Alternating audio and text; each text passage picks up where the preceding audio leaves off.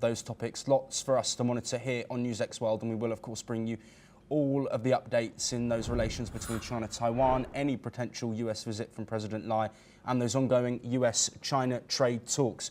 But we move now over to North America, and a gunman armed with a pistol has opened fire outside of a casino in Reno, Nevada in the United States, killing 3 people and critically wounding 2 others before he was shot and wounded.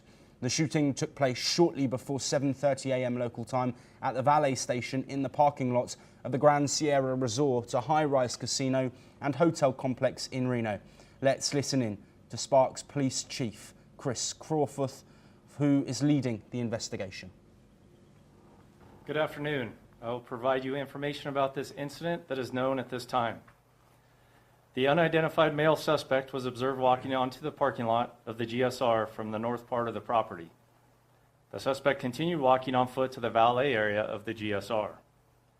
Once at valet, the suspect produced a handgun and pointed it at a group of victims. The suspect's firearm malfunctioned, however, he was able to make it operable. Once operable, the suspect fired multiple times at the group of victims at valet.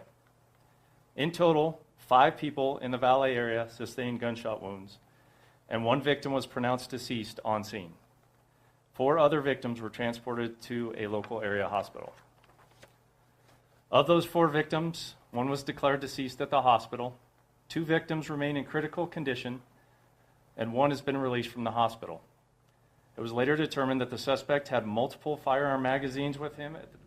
Well, according to Police Chief Catherine Nance, a Reno police officer suffered a minor injury from glass fragments during the response. Well, joining us to discuss this shooting, of course, in the wake of that shooting in Manhattan as well, Shruti Dasgupta, an international affairs expert, joining us live from New Delhi. Shruti, as always, a pleasure to have you on the programme. We've detailed the specifics about this incident. I want to look at the broader picture of US gun laws on a day where we're reporting about 2 shootings with nearly 10 casualties confirmed.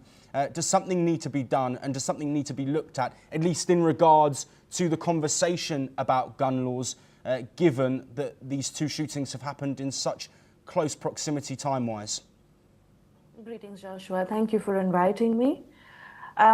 The US gun arms lobby works in the formal format as well as the informal formats, which means that there are licensing that happens and guns are sold regularly. And then there is the black market, where there is a large amount of ammunition, guns sold without any proper regulation. So that is something the US itself has to look at. They are looking at fentanyl, which is wiping out generations after generations of US citizens. But this, the parallel arms lobby is also something they should look at, where illegal arms trade happen, and this is where people who are probably not mentally sound enough to hold a weapon or keep ammunition on them are getting access and are endangering lives of civilians and citizens.